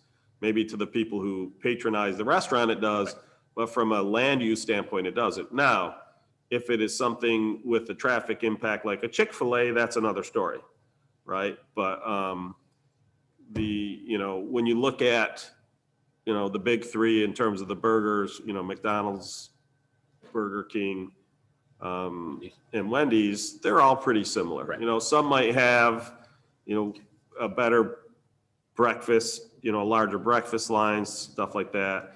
Same thing with whether if it's a Dunkin' Donuts or Starbucks. Again, it's materially, it's not all that different. The difference between a Dunkin' Donuts and a, burger location, that's a bit of a difference, right? The difference between, again, that and a Chick-fil-A or, I don't know, other places that they're kind of in a class by themselves in terms of the crowds that they draw. But, like I said, if it were materially different, I would understand. If they were changing the footprint significantly, I would say, get back in here. Here's another question I hear asked sometimes at this board and others. What are you planning on selling that for? What are you planning on selling the houses for? What's the rent going to be? They say I'm going to sell these houses for $250, but they end up selling them for $275 or $300. I don't know that that's a relevant question to be asking, and I don't know that that's a misrepresentation sufficient to commit a fraud against the town. So that's what I mean when I say when we're asking questions that you could create a scenario where it is relevant. Steve's going to do it right now. Right. But sometimes it's not relevant. Right. If it's to your point, all I was going to say is to Don's point, if it is relative, if they're coming in selling it as affordable, right, then we could say that, the houses need to be below the median price range in the town, something like that. That the point, to Don's point, if it's an important factor, if the only reason we're approving it is because they said they were going to be affordable houses, then we make that a condition. And if they can't then meet that and sell it for a value that then they won't do the project. But the key is, if it's important that they don't later change the price, then you put that price, now again, I don't know that you can use a hard number. I would always encourage it to be some, relative to the median value or some other number like that, because prices are constantly changing. And 3 years from now, that original price you had in there won't work. But again, if you basically said it had to be below the median price for a home in Henrietta, that you could do. So like I said, I agree with that. Same thing when we ask when people's hours of operation are. Right. Again, there are sometimes it's important. We might say cannot be operated past midnight, right? But if they switch they originally came in and said they're going to operate from 8 to 9 p.m. and they decide to switch to 8 to 9:30 p.m., that's not a material change. If there is an issue that we see when we're looking at these, put it right on the special use permit. Say, you know what, there's houses across the street. So you say your hours are only to 10, we're going to restrict it that you cannot operate past 11 p.m. Right. And if they can't live with that, then they'll withdraw their application. But if they're planning to open till 10, you can put the limit on 11, and now they can't come back later and say, well, we decided to keep it open all night. Can't do that because we put a restriction on it. I know in zoning board, John, when you were on zoning board, you made us start being more specific with our approvals. Right. You know, so if we had an issue with something, we were very, very specific. Okay, you could do this, but you can't exceed this or whatever. And Right. so it just kind of put more limitations, and they knew right up front, this is what we're telling you, you can't exceed this. And most of the people were fine. They just wanted us to approve their, Right. You And know, approve what we they were have been asking. doing that at this board too. We We've have, had- we've been some putting good- stipulations, absolutely. Yeah. The other advantage that with the, you know, because the thing, whether it's a special use permit, whether it's a zoning board variance, they continue after the current occupant Right. is done. They run So if with the somebody land. comes in and wants to operate a restaurant in the same manner that the previous restaurant was there, they technically don't need to come back here and get a special use permit. Mhm. Now, usually what happens in restaurants, they want to remodel. And there's enough of a change that they have to come back for a special use permit. But again, if somebody basically, you know, took over, so if Taco Bell moved into the old Mighty Taco building and operated everything else exactly the same, they wouldn't have had to come back for a special use permit. Right. Because they already had it for that use and for that size and for that same drive-through impact, everything else would be the same. They wouldn't need to come back. It can be a challenge to try to create hypotheticals that will draw out everything you're thinking of. And there's probably things that could happen that we haven't dreamt of right now. And it's never, you know, we can't anticipate every potential issue ahead of time. We can do the best we can. You know, with the tank one, if you thought a property had some environmental issue, then you would address that through seeker and hopefully have them prove it to you that they don't. It's, you know, otherwise I don't know why you'd be asking if they have a tank. Right. I'm just saying. Right, you can come up, but my Yeah. point is, if they basically, whatever it is, oh, Yeah. it used to have asbestos in it, did you remove all the asbestos? Yes, we did. And then we Right. later find out that they didn't. Another thing that we can do going forward is sometimes when we have a cumbersome application or an application with facts that we feel are particularly relevant, in the whereas clause, we can say, whereas, you know, applicant is applying for XYZ, and whereas applicant has represented that there are no environmental issues and, you know, they are going to only have X cars, you know, you can get into the recitation of facts a little bit more if you feel like they're relevant. So they're right there in writing on the resolution. If later on down the road, it turns out that some of those facts are wrong, we'll have it in our resolution. Hey, look, you told us this. This is something we relied on. And, you know, we can think about what kind of remedy we could enforce there, whether it's revoking the application, telling them you need to do this, or we're going to take your C of O away, whatever it might be. I think there are ways. It's just hard to say in general, this is what we're going to do if this happens. It's just going to end up being a case by case thing. And in general, though, the best we can do are for particularly important issues. Let's make sure we get conditions in there. Let's make sure we're focusing on, you know, information that's relevant to whatever kind of application we're dealing with. If it's in Article 10, that it's dealing with historic impacts. If it's a special permit, then it's one of those 10 or 12 factors we have, so on and so forth. Or seeker related. Or if it's seeker, that it's dealing with environmental impacts. Yeah. I also like the idea of on the application, put something in there that it can be, you know, can be revoked if, Yeah. you know, if I they saw find the that. I thought information. you'd think that was a good idea. I don't think that's a bad idea. I mean, if they're putting it in writing, it should be Right. right. It should be accurate. Yeah, there is something that I'm fairly certain they signed something now that basically says that the information here is materially correct. Kevin's but- coming on board. Okay, considering we have 3 executive sessions tonight, I'd like to move on. Hope you don't. I'm good. mind if I I'm good. move on? Thank you. Yep. Becky, were we ready to approve the minutes tonight? I'm ready if you're ready, but that's up to you guys if you had a chance to read the minutes. Right. I don't know if people had a chance. They came out a little late. If we're not ready, we can do it at the, we'll lump it in for Wednesday's meeting. You want to do that? I think I saw a question on there. I just wanted to ask, but can we wait? Yeah, I'm okay with waiting. I hadn't had a Actually, chance to review them, being perfectly blunt, so. Okay, so we'll just do both workshop and town board meeting. We'll do that as a Wednesday's meeting. Okay. Okay? Yeah, we're at a workshop though. What do you? Are we not talking about the Delphi site tonight? No, that's Wednesday. I know, but I thought you said in the beginning that was a meeting. Okay, because we got a notice, it's online that said you were. We just kind of. No, it's on the agenda. So basically, the question was whether we're talking about Delphi. No, it just, all it talks about is that it is going to happen. I'm sorry, I apologize if there was a misunderstanding. On the workshop, it lists what topics are up for discussion on Wednesday. If there was a workshop presentation like we had on the mixed-use development, it would be labeled as workshop presentation. Sorry for the misunderstanding. Yeah, sorry. I'm sorry, I thought there was no communication that was gonna happen today. Okay. Nothing on the agenda. Yeah, one special use permit, December. Just, again, we talk about the fact that it's coming up and if there's. So Wednesday night, you can speak. There will be discussion on Wednesday. At 6:30. Wednesday at 6:30 PM. Yes. And that will be a public. And that's a full public hearing. You'll be able to present at it. You or anyone else, yep. We appreciate you coming. Yeah, sorry. It's very nice.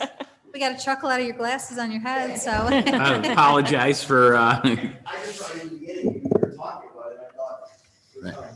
No, I'm sorry about Sorry. that. thank you. It's Michael Trojan, by the way, from Konar Properties. Who- Oh, okay. I recognized him, but I'm horrible with names. I didn't recognize that mask, man. So do we need to close? Yeah, so can we get a motion to move to executive session? Before we well, go ahead. Someone make the motion. I make a motion to move the executive session. Second.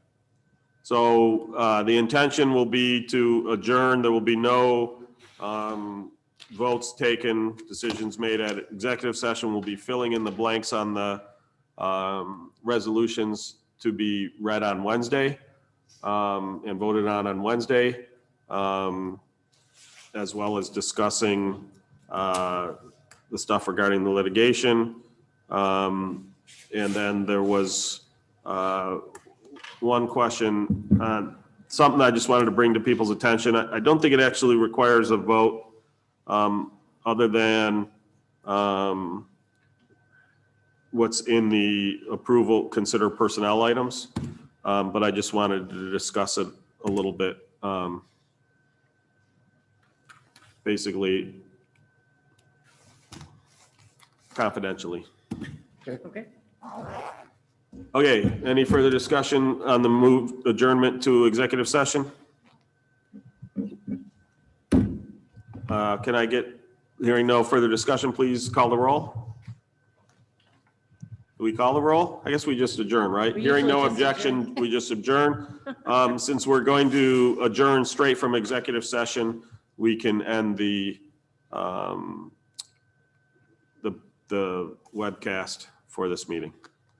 Thank you very much. Have a good evening. Great.